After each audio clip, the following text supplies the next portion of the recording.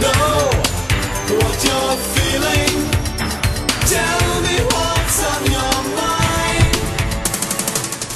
Well, the political pep rallies are now officially over. The nominations are accepted, and the presidential race is on. So we need some insight. Yeah. So who do we turn to? Our man, Stephen Caliendo. That's right. Good to see you North guys. Central Good to College, see you. blogger, professor, talker extraordinaire. Every day you add another. I like it. Okay, so both conventions are over. Where do we stand right now? It's about to get nasty. I think we're going to start seeing the third-party groups get involved a little bit more. I think we're going to see the tone change to more of an attack style. Although most of this convention, I don't know how many people besides me really watched most of the convention, but it was in stark contrast to the speech that we saw from John McCain last night. And the whole Republican convention was a low-key affair. Yeah, well, certainly compared to Denver, absolutely. Yeah. I mean, but I think they were smart. You're not going to outdo Obama. You're not going to outdo an 80,000 person crowd at the end. I think they did exactly what they needed to do in the sense that they shored up the base by picking a VP who has positions that are close to the far right. But the speeches were really not about those issues. They were about how Obama is overblown. There's not much substance to him, and it was really a very attacking convention until last night. Let's talk about McCain's speech.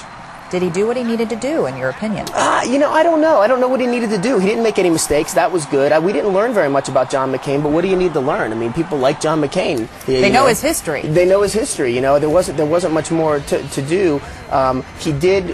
He spoke sort of above the fray. Mentioned Barack Obama a number of times, about half of those times in at least a conciliatory manner, if not a complimentary manner, and the rest, really wasn't this sort of attacking we saw. The problem is that there's no real solid meta-narrative coming out of that convention. Because which Republican Party is it? Is it the one that sort of belittles the experience of a community organizer, or is it the one that we saw last night who wants to work across the aisles with both parties? And so if you watch the whole thing, it might be a little bit confusing, but I think last night's speech was well done. So not only are Republicans running against Obama and Biden, but it appears they're running against the mainstream media as well. A number of journalists said yesterday and on several shows that I watched that the conservatives are really targeting them and calling them and complaining about their coverage of Sarah Palin. Right. How effective do you think that'll be? Not effective. It's old news. It's sort of like complaining to the referee. I mean, you might get the ear a little bit more, but you're probably not going to get the makeup call.